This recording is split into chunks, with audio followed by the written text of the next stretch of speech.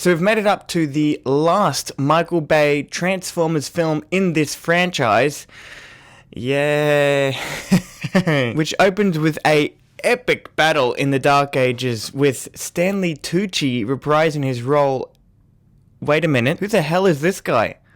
And why is Stanley Tucci playing him? Anthony Hopkins narrates the opening of this movie, and it just seems too much like the opening of a Thor movie, and I honestly hate it for that. This movie takes a lot of inspiration from a lot of other better franchises, if I've been honest with myself. The posters looked a lot like The Last Jedi, which also came out in the same year, and the fact that it being called The Last Night, the title is also taking inspiration from The Last Jedi. I just want to get this review over and done with, just rip it off like a band-aid. I really don't want to spend too much time talking about this movie because I wasn't, to be completely honest with you, I was not motivated to talk about this movie at all. And to start off, personally, I think this movie goes way too far into exploring the relation between Cybertronian and human history. This movie just throws too much information at you, trying to connect the two, civilizations together when we didn't really need that. Anthony Hopkins' character tells us of a secret society of Wiccans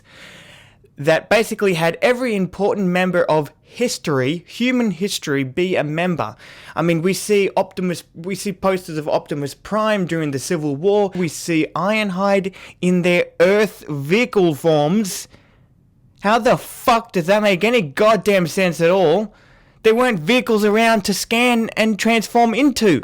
I particularly hate this whole subplot to this movie because it really does ruin what they were trying to set up in the story for the first three movies, which was Sector 7 was the only group of humans on Earth that knew of the existence of the Transformers, and even then they didn't really know that much.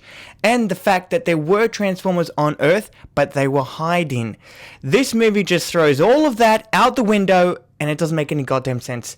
None of the story of this movie lines up with any of the previous movies. Not even the immediate last one, Age of Extinction. The story for this movie also doesn't make any sense at all. It continues what Age of Extinction set up with talk of these legendary knights and their ship that Lockdown commandeered, and he said in that movie that it took him centuries to collect all the knights on his ship, and that he finally got the last one being Optimus. So does that mean that the Dinobots in that movie were the knights along with Prime?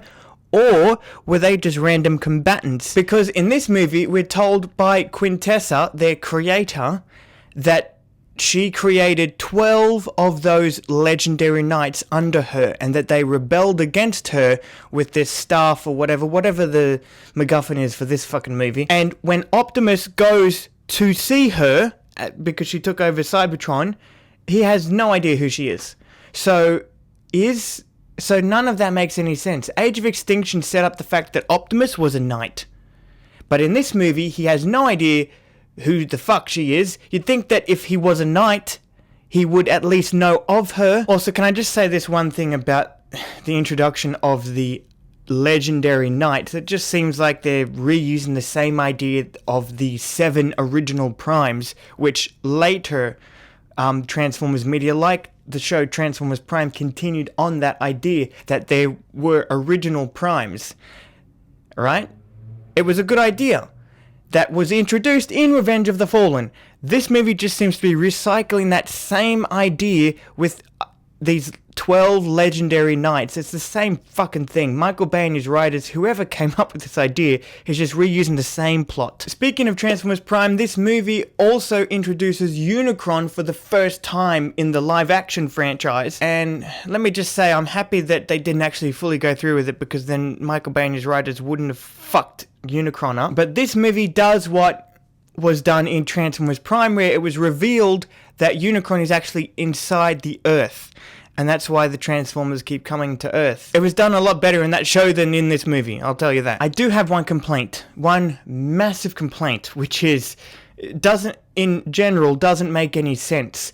But it also doesn't make sense in this franchise as well. Cybertron comes to Earth in this movie again, because Quintessa wants to destroy Unicron and revive Cybertron. Literally the exact same fucking plot from Dark of the Moon. Anyway, She brings Cybertron to Earth, and it's all of a sudden smaller. It doesn't make any sense. Somehow Cybertron in this movie is smaller, yet if you remember in Dark of the Moon, when they tried to bring it to Earth in the first time, it was so much bigger, and they didn't fully bring all of Cybertron to Earth. It was just like a fraction of Cybertron was being brought into Earth's atmosphere, but it wasn't finished. So can you imagine how much bigger Cybertron would have looked compared to Earth if they had finished bringing Cybertron to Earth in Dark of the Moon? Yet in this movie, when we see Quintessa do it, it's a lot smaller, like by a lot. First of all, that there's no consistency between the two movies here, and given the fact that the Transformers are bigger than us, so they would need to live on a planet that is bigger than ours.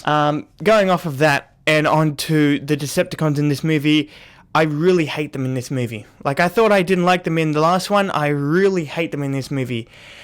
This movie tries to pull off a Suicide Squad type scene, which introduces a team of Decepticons basically led by Megatron, and how Megatron gets this team of Decepticons is by going to Colonel, who is now Colonel Lennox in this movie, to negotiate the release of certain Decepticons for this team that I'm talking about. And we get title cards for their names, prison guards coming to release them, everything. It's exactly like fucking Suicide Squad, and it's horrendous. I hate it. Not only does it make the Decepticons... It fucks up the Decepticons. Like, the Decepticons are not menacing in this movie at all. These are the same Decepticons that brought terror and fear to Chicago, and when you compare that movie to this piece of shit, they're like children. I don't know what it is about Age of Extinction in this movie, but it just turns every Transformer into a child. Also, how the fuck is Megatron in this movie? In the last movie, he was Galvatron, looked completely different than what he does in this movie, and when Megatron asks Colonel Lennox for a specific Decepticon that he wants, he gets told no, and just goes along with it. This is fucking Megatron, the leader of the fucking Decepticons.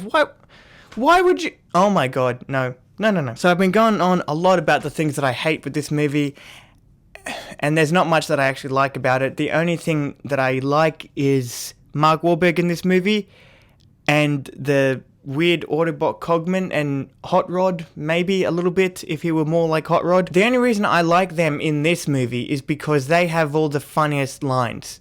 Like, Hot Rod is funny because he's a Frenchman, and they have a lot of funny jokes around that. Mark Wahlberg is great in the movie because he's Mark Wahlberg, and I like Mark Wahlberg. That's it.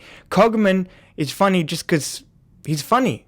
I know he's a C-3PO ripoff, but he's actually funny. Anytime there's a scene with him, like, I'm just amused by watching him. I gotta be honest. But besides that, there's nothing else in this movie that I like. This movie adds nothing to the Transformers lore, adds nothing to the live-action franchise or film series or however you want to put it. This was the one that fucking killed them. This was the last one that was the final nail in the fucking coffin. Anyway, that's my last review for the Michael Bay Transformers movies. My next review will be for Bumblebee, which is actually a good movie. Thank God. I will see you in that review.